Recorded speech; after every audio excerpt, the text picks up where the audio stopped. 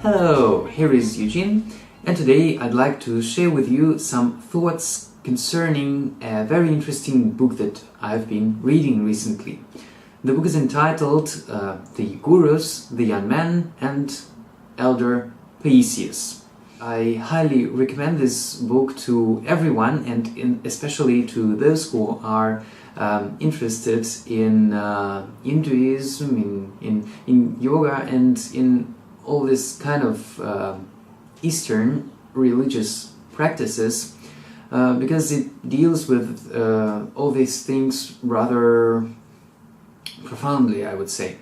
I haven't read it yet till the very end. I've read something like 70% of this book, but I can say that it has already influenced my the way that I see the world really greatly. And here in this video I'd like to share with you some profound, as I see, but very simple ideas that I received and that was revealed to me while I was reading this book.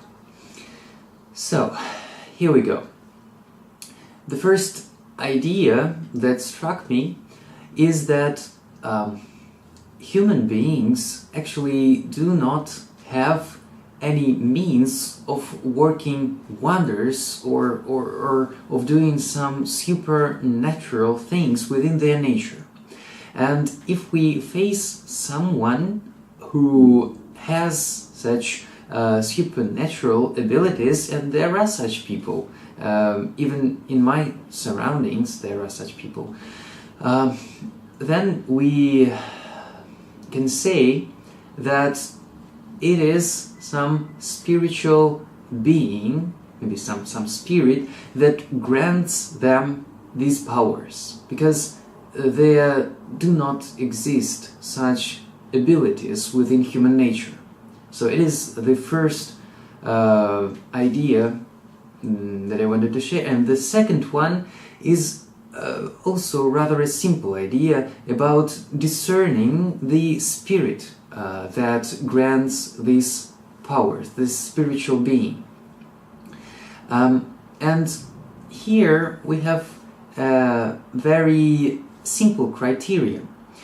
We know from I know from my experience that Orthodox Christian saints are inspired by the Holy Spirit, and that's why their wonders and their works are always in cooperation with God, and always lead to the ends that God has in mind. That is the salvation of man, our purification and deification, because it is the deification of man that is the ultimate goal of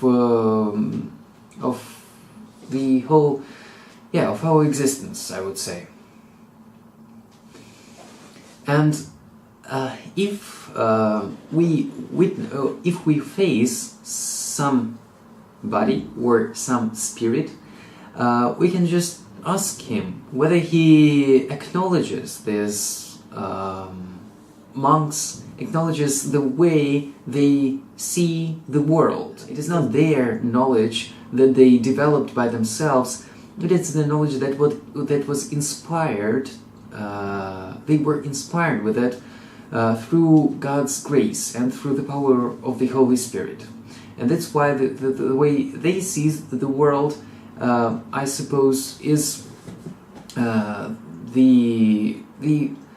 the true perspective, and everything that utterly contradicts their worldview is subject to very deep concern from my perspective.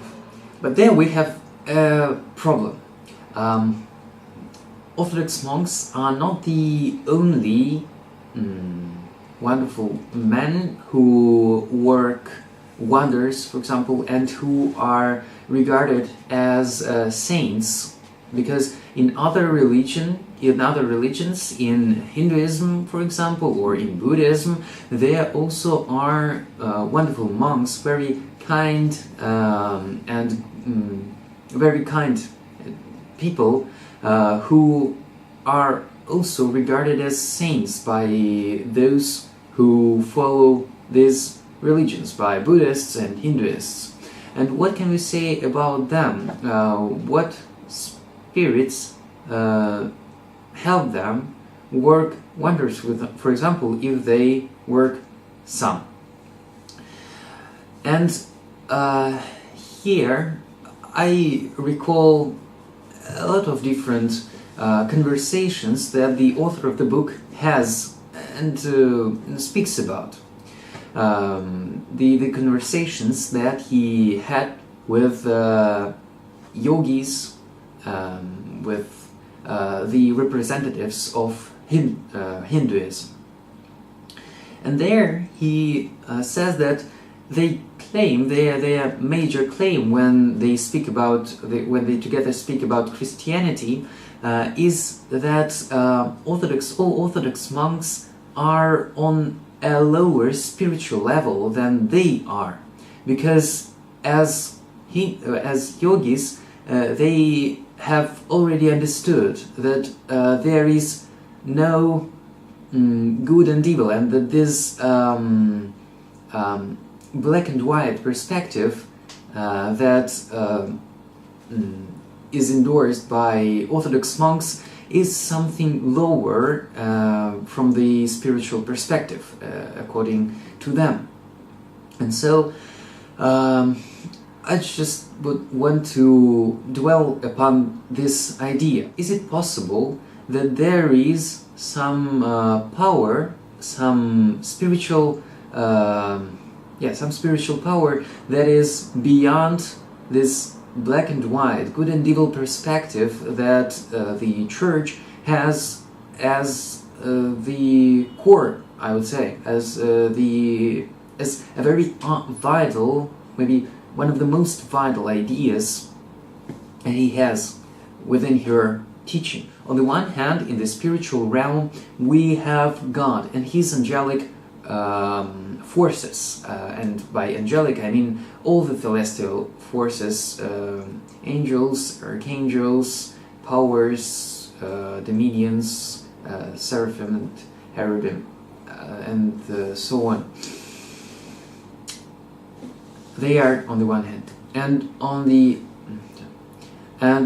other hand, we have the devil. We have all his imps that may seem really dreadful and eerie, if I may put it so, but they actually have absolutely no power, no true power, because they cannot do anything that God doesn't allow them to do, because God is the supreme being, supreme creator and ruler of this world. And these yogis, they claim that there is some third power that is beyond good and evil, that is beyond God, the creator, who created the heaven and the earth, according to the Church teaching. And I have really profound doubts that such third reality, that such third party actually exists. If we look at these statements from the Christian perspective, we can see and maybe realize that this view actually suits the devil wonderfully. Understanding that he has no actual power, nevertheless wants to be above God, above God's truth. He wants to have his own truth that is irrelevant that is beyond God's good, and that's why that is actually evil.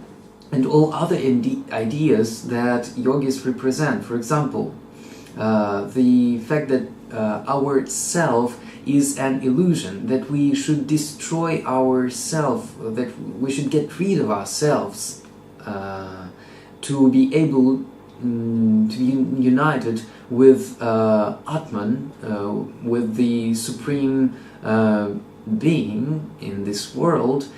And from the Christian perspective, it is our persona, our hypostasis, our face, our personality that is created in the image and likeness of God.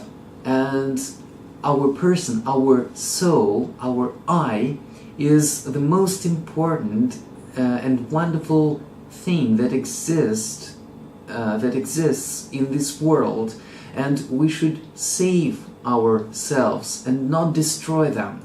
This view means that we reject God's image and likeness that is implanted in us, and that we destroy ourselves and became subject to the devil and his demonic powers, and he wants us to be buried in hell.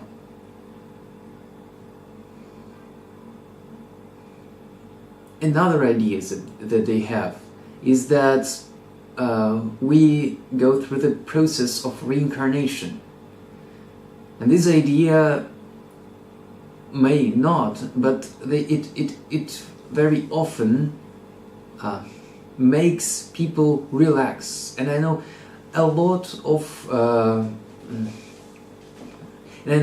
of people who being seduced by this idea of reincarnation actually are relaxed and doesn't think that it is in this life that they should be moral, that they should work hard and be serious in terms of saving themselves, of saving their souls, and they think that they can do it sometime later, just in some other form, in some other life. But yeah, there is no other lives. We have just one life on earth, where we can change, where we can develop and get rid of our sinful passions.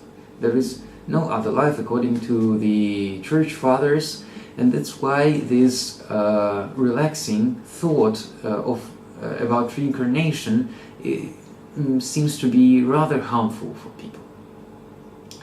I'm sorry for the fact that my talk is maybe too long and too boring, but I had to say that because it really bothers me, and yeah, I really wanted to share these thoughts with you.